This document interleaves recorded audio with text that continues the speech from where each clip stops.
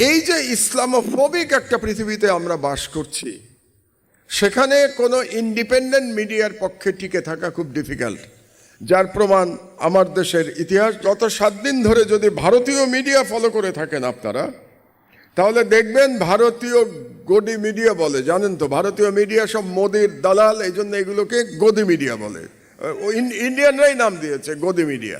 তো সেই গদি মিডিয়া প্রচারণা চালাচ্ছে বাংলাদেশ সম্পর্কে, যে বাংলাদেশে নাকি সাংঘাতিক রকম সংখ্যালঘু নির্যাতন চলছে, এবং ফ্যাক্ট চেকে দেখা যাবে যে তাদের প্রত্যেকটা কাহিনী মিথ্যা, এবং প্রতিনিয়ত তারা বাংলাদেশের বিরুদ্ধে এই প্রচারণা চালিয়ে যাচ্ছে। মজার ব্যাপার হলো, এই প্রচারণায় নেতৃত্ব কারা দিচ্ছে এটাও আপনাদের বোঝা দরকার। এই প্রচারণায় আমি খেয়াল করছিলাম কারা বক্তব্য দিচ্ছে।